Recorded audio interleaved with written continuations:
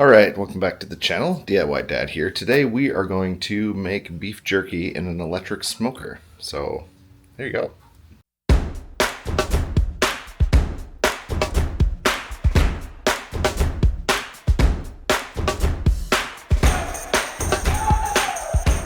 Alright, we're going to be using a 3-pound block of eye of round for this beef jerky. So we have a little bit of cleaning we have to do. Main thing we're going to do is take this ribbon of fat off the side, most of it at least. I'm not going to worry too much about the marbling. It's actually going to make our jerky much better when we're all said and done. So we're just going to slice this off. And then given how thick this particular cut of meat is, I'm probably going to run it this way too. And then we'll cut it into about 1/4 inch thick pieces. Alright, so we've got it sliced a long way. We took the large ribbon of fat off the back. Then what we're going to do is slice it across the grain like this. And we're going to get these pieces, and we're going to run them about 1/4 inch thick. Here's the end result that we're looking for then. This is our sliced up beef. So we're going to have it about 1/4 inch thick pieces. And we want these nice large slabs.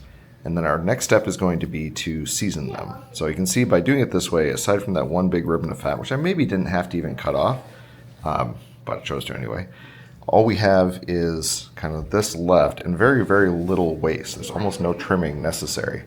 Now for our seasoning, I'm going to do a combination of 2 different things. I have Watkins smoked maple rub, which we've used for a number of years. Gives it a wonderful flavor. It's nice and mild. That's going to be our kind of regular that we do. I'm also going to do some that has that for flavor and adds some of this spiced up secret sauce, which we'll talk a little bit about. This is a product that was sent to me to try out. It's fantastic. It adds a lot of heat and a lot of smoky flavor to what you're throwing on the grill. So we'll do a combination of those two for our hot, and then we'll do just this for our mild. And we'll have 2 different sets that we'll throw in the smoker at the same time. Okay, for seasoning then, what I like to do is take a cookie sheet and just line it with aluminum foil. That way any of the spice that falls off is going to get caught on the foil, and then the next round of beef that you add will kind of mop it up, and you have very little loss that way. The other thing, just as a note, if you're going to be doing 2 different types where you have some that are spicy and some that are mild, you want to start with your mild first so that you don't have any of that leftover spice kind of contaminating your mild later. So I'm going to start with the mild first. We're going to do 1.5 pans probably of that. That'll go on my racks, and then we'll do the same thing with the spicy using the same setup here, so I don't have to switch anything because, again, we're using our same base seasoning.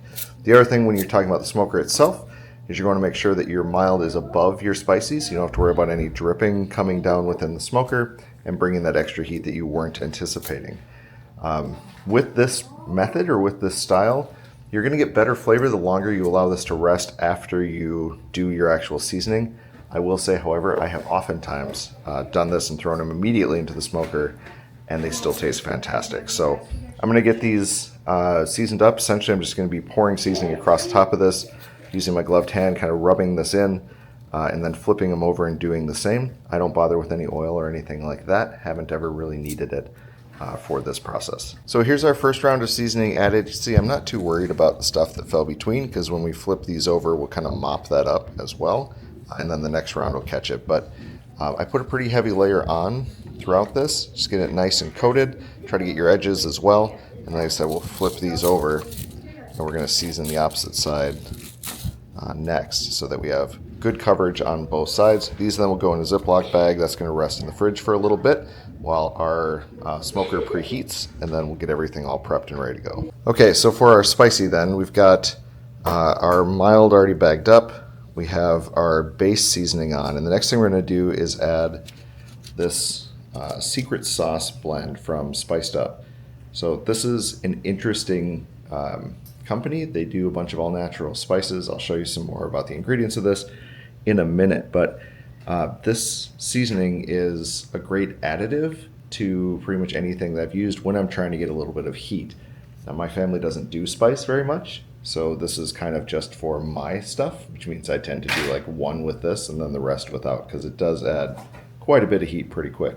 What we're going to do to use this, though, is we're going to take our base seasoned beef jerky and we're just going to add that on as a second layer. So again, I'm already done with the mild, so I don't have to worry about any cross-contamination here.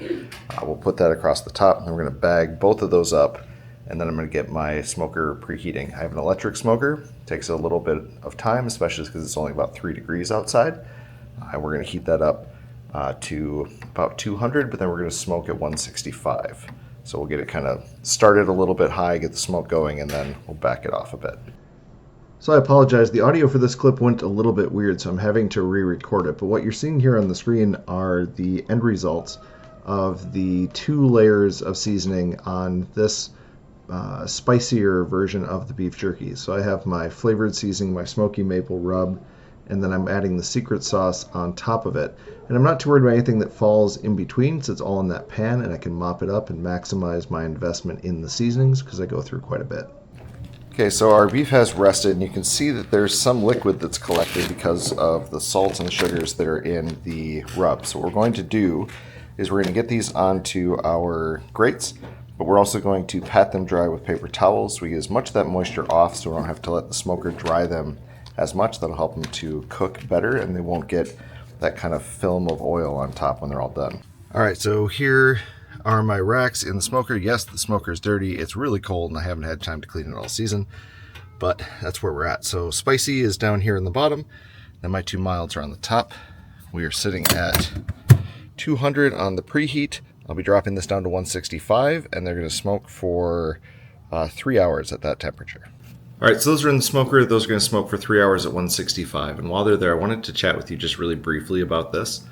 I have 4 different spice blends that were sent to me from Chef Calvin, and it's Spiced Up is the company or the blend brand, if you will. And they're all natural, really interesting seasoning sets. So this is the one that we're using as part of our beef jerky for the spicy, just to give it a little bit of heat. Their premise is anyone can cook, and this is a blend of, and I'm going to read off the ingredients because there's nothing added to this. It's all like just great normal stuff. So it's basically sea salt, Himalayan salt, smoked paprika, sweet paprika, fennel, black pepper, cayenne pepper, garlic, and vegetable fiber to prevent caking. That's it. So really, really good. Gives it that smoky flavor from the paprika, and then of course you get the heat from the cayenne. Really nice addition. They also have just some more general ones. There's a house blend that's garlic, cumin, onion, herbs, and a few other things. It's really good on chicken. And then they have 2 different barbecue ones that we've been experimenting with that I really like. One is their burnt ends barbecue rub, which gives it kind of a caramelized, really nice kind of crust when you grill with it. And then the other one is this brown sugar Barbican barbecue rub, which is really, really good on steaks. So we've had a lot of experiments with these. My family tends to go for simpler flavors. I tend to like things a little bit more complex. So these have been more up my alley than theirs, but it's been a really easy set of spices to use to just, we're in a rush. We got home at 5. We're trying to have dinner at 6. I have very little time to really deal with this. So just quickly hitting chicken or steak with these, tossing them on the grill. It's left us with stuff that feels like it took a long time to prepare to marinate it without actually putting any of the effort in, which when you're busy is kind of a good thing. So I'll put a link to these down in the description. I would recommend checking them out. And like I said, the secret sauce stuff, anytime I want to add a little bit of heat and a little bit of smokiness to when I'm cooking, when I'm grilling or smoking, this has been fantastic, and highly recommend you make sure you grab this one if you're going to get any of them. So 3 hours later, this is our result. I'm just going to put this up here so you can see. So it's nicely cooked all the way through. It is very tender when you do it this way. It's not as shelf safe as a truly dried leathery beef jerky would be, but we call this stuff meat candy in my house, and it lasts about 3 days because we eat it very quickly. So that's never been a concern for us, but insanely good flavor, very tender, easy chew, just all around fun. Not fun, but tasty way to spend an afternoon. So this then being the end of a DIY dad video, I of course owe you a dad joke. So since we've been talking about steak and meat and things like that, why is ground beef the most popular type of beef that you can get?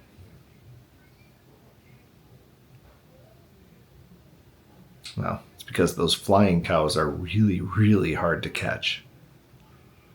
They're not all winners. Remember, with any free DIY project, most important step is just to do it. No one's going to see the flaws unless you point them out to them. Have a great day. Stay safe. Like and subscribe for more content like this. Catch you on the next one.